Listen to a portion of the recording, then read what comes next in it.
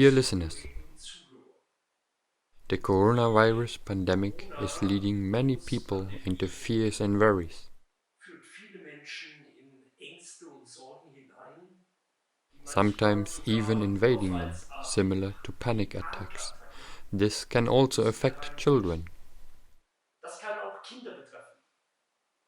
Today I would like to show you psycho-hygienic measures of an acute intervention, how you can protect yourself and your children in such times of nervousness and overstrain.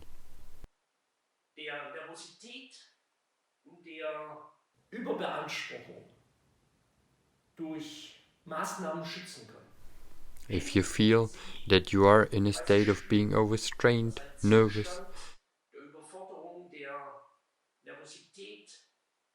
and perhaps even a feeling of being overwhelmed, you can stabilize yourself with a simple exercise, a so-called crossing exercise.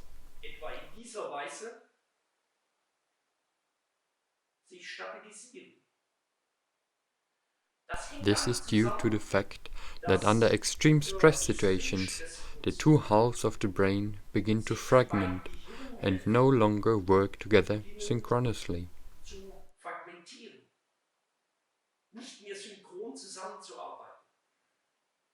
And you can resynchronize and prevent this disintegration of the two halves of the brain, which happens through nerve connections within the so-called limbic system within the brain.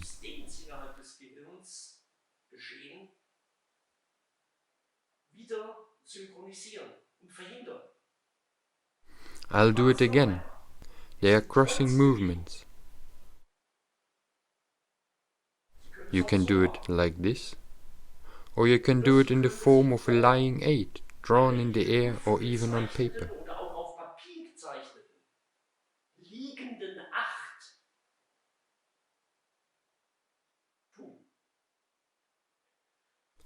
Try this and you will see. It will help you to stay stable in the here and now and not to be torn away by any tsunamis of emotions that go through your soul. Another possibility is that I powerfully stamp the ground with both feet. It is so-called grounding exercise. And you will also feel this. When you feel the tickling that eventually develops on the soles of your feet and calves, when you feel that you are being held back from being torn out and coming back to the ground, this too is a valuable exercise and acute intervention at a moment of extreme stress, at a moment when panic attacks occur in order to remain stable.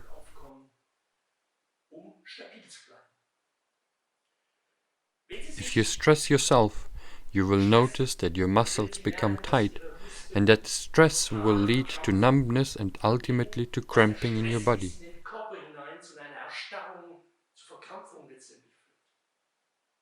You can try to relieve these cramps briefly in a relatively simple exercise. This exercise involves contracting the muscles strongly for 3 seconds and then releasing and relaxing them for about 30 seconds. Let me try to show you how to do this briefly. You tighten up, then you let go, and then immediately rub the tension out so that you really relax. Then you can do this with your shoulders, with your arms, with your chests, with your stomach, with your thighs, with your calves, and even with your toes, by pulling them up for about 3 seconds until it actually hurts, and then relax and let go.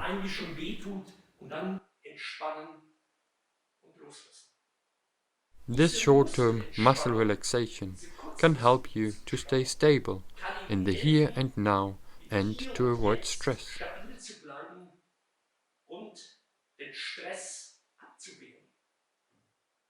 Another exercise I would like to show you is the breathing relaxation exercise. This exercise is very easy to perform. You know that every feeling has an immediate effect on your breathing. Every feeling is reflected in the rhythm of your breathing. This is particularly evident in the case of frightening. When you are frightened, it goes like this. You can immediately perceive all the tension and the influence of your breathing. Also, fear becomes immediately noticeable in your breathing. The breathing becomes flatter and flatter. It goes further and further upwards. And you will notice that the more you succeed in bringing the air down to your stomach by deep breathing, the more you will be able to cope with your fear and reduce stress.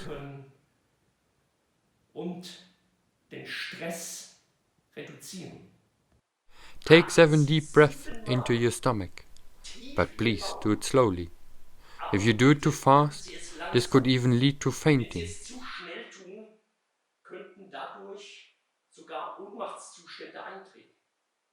If you take 7 deep breaths into your abdomen slowly, you will see that your anxiety will be reduced and you will at least be able to cope with the anxiety.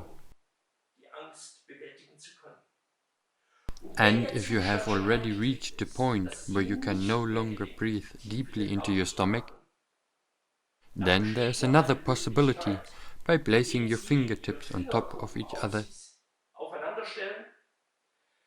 bringing your elbows into a horizontal position, turning your hands forward, placing them on your chest and then pressing against them.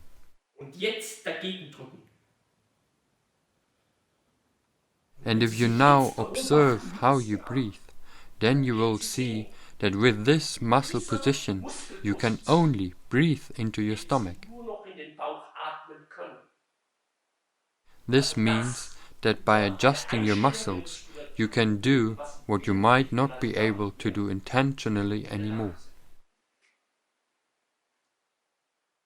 Dear listeners, you can of course also cope with anxiety and stress by giving yourself simple instructions.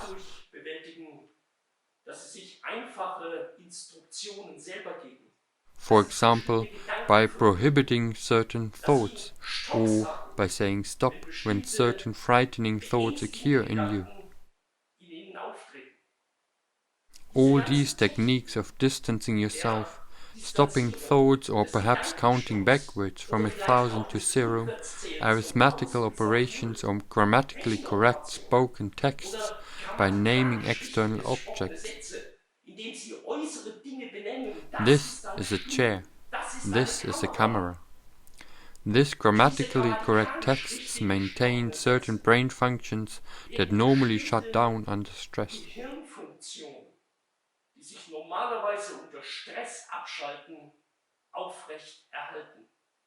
It is cognitive performance that keeps certain parts of the brain functional that would otherwise be switched off under stress.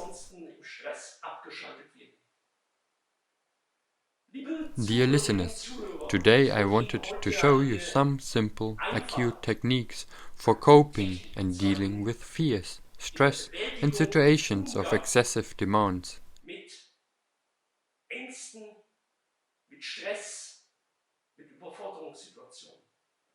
I hope that these hints and advice will be helpful for yourself, but also in connection with your children.